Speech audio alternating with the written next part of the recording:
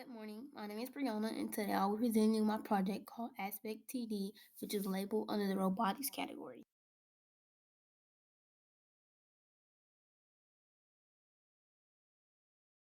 Even growing up in a society like in middle schoolers, even high schoolers, even college professors and everything, we've been going through a lot of COVID. So we have been resorted to different ideas like going virtual, which causes us to use Google Duo, Zoom, Google Meet. Some people aren't able to learn the actual stuff by just looking at a computer because like ingenuity isn't going to get you so far without a teacher actually there to construct you, like give you the piece by piece information of what you need to know. Therefore, I came up with this idea that by using a drone, like this drone, and by programming it using different codes and everything, I've been able to construct it to follow a classroom. I used my teacher's classroom from last year when I was in seventh grade because that's when it really hit me that like, oh, Brianna, I want to make a change. Things are getting rowdy. Things are changing. Like I'm not able to learn how I used to learn because I used to do what they need to do on the computer because when I was remote learning, I wasn't learning everything every day. Some things I was skipping, watching TikTok, just not doing anything. But with this, it kind of makes you wanna learn, makes you want to be interactive. Because most people go to school to see their friends. Hands down, we go to school to see our friends.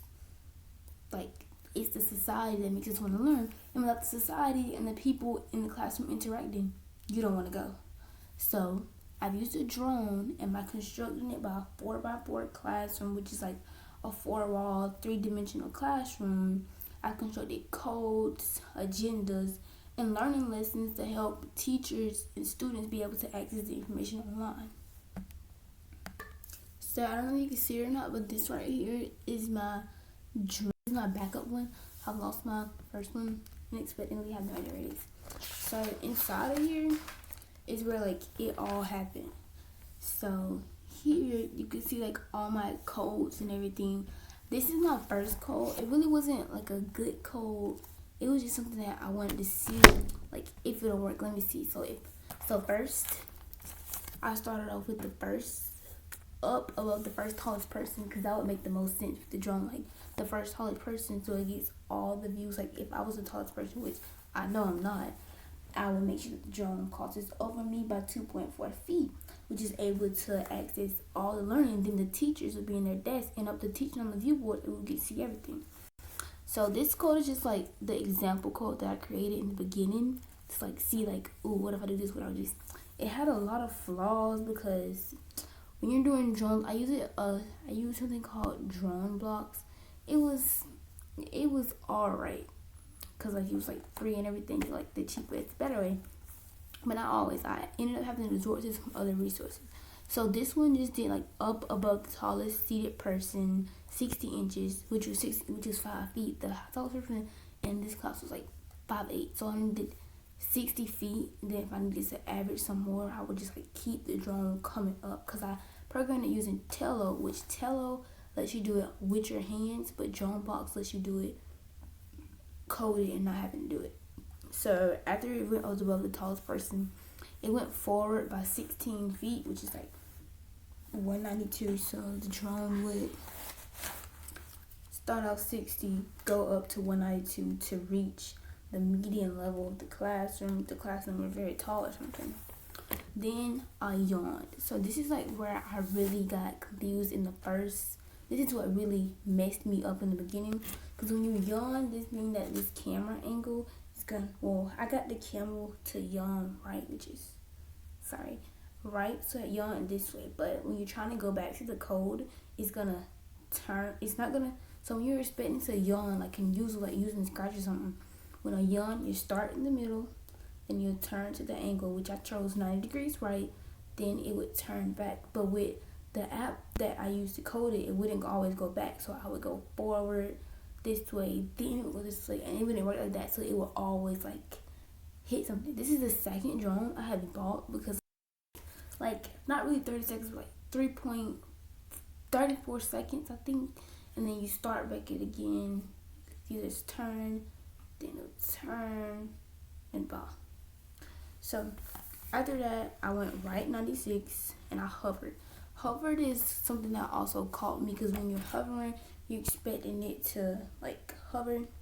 But it actually didn't work like that. It was like moving side to side, like it was a yawn hover, but I actually just wanted to hover. So I had to go back and fix that or whatever. And then everything else was kind of good. The landing is like what kind of scared me, because like when you're landing something, it's like a plane. Like you wouldn't want the plane to land on your hand, like an actual plane, like a Delta plane. But the drone is kind of different, because I would like put my notebook out.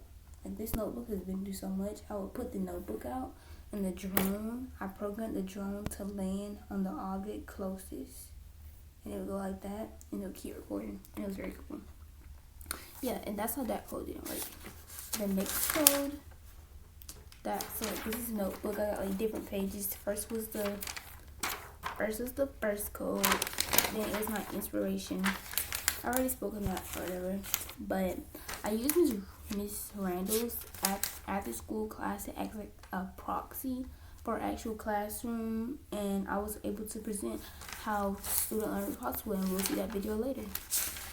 So after that first code went like downhill, because it like the propels began breaking, the side of the drone was kind of damaged, the camera stopped working, because I put it through a lot.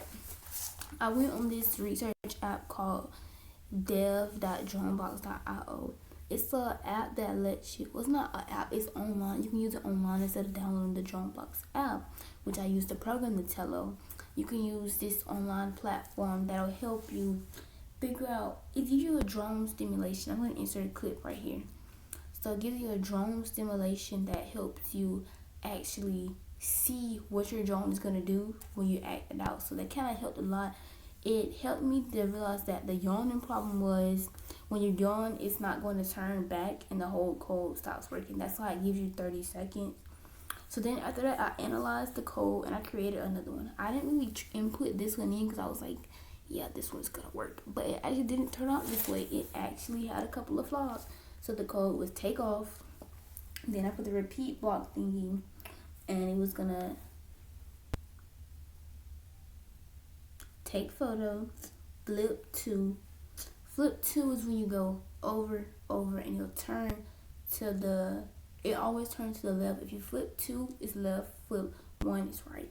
Then it was going to hover 3 seconds, then flip again, then land. And this was the code that I used to take pictures instead of trying to hover and yawn. Because if you keep trying to hover and yawn and keep going, it's not going to take the pictures as accurately as you want. They're going to be like very blurry. And by the hovering 3 seconds while you're taking photos, it's going to make you like, because it's usually going to be like photo. Taking a photo while it's like turning. But if you hover 3 seconds, it's doing this. And then it's going to stop really for 2.4 seconds. Yeah. It exactly starts for 2.2 seconds. And it gives you a picture. Like, it just keeps doing it every time. And then when you flip twice, it'll go do. This was like, the flip part was kind of hard because I didn't want to just like a basic code. When I wanted to turn it this way, I would do. If I was on a basic code, it would just do. That was kind of boring to me because like I wanted it to be interesting. So I would just do flip twice, and it would turn towards this way, and it would make it a very good angle. So after that, the next code, the second code was kind of, I'm going to say it's my best code. Well, these are my tries. My codes, they're kind of cool. So this is my second code right here. I don't know if you can see it. I'm going to read it out. So it says take off, fly up 48 inches, repeat 2 times, yawn right 90, take photo, yaw left 90 degrees, take photo. Then you fly forward 48 inches, take photo, fly backwards 48 inches, take photo, land. So I don't know if y'all seen the TikTok trending now when people like dump photos. I don't know if y'all really into TikTok, like when the photos go like and I just keep dumping them. This is kind of what I did. I wanted to make it like very modern because it's dealing with school. You know, students want to be very interactive and everything. So I tried to make it do a glitch thing, like when it goes with the pictures, like it just keeps like taking different angles. Like, so if I was to like take this camera, I'm gonna show it so where y'all can see it. If I was to take this camera and I was to, so I'm gonna set it. I'm gonna set the camera to take 3, for every 3 seconds. Wait. It was 2 seconds for 3 photos. So this is what it would look like. So this is it would keep taking the photos after a set timer, and it's just gonna keep going. That's 1. That's 2. That's 3. So that's what it did. And I could upload it to my camera like this, and you would be able to see the photos. Like, you can see the photos. They turned out really good to me, and I'm gonna show about that in a little bit. So, yeah.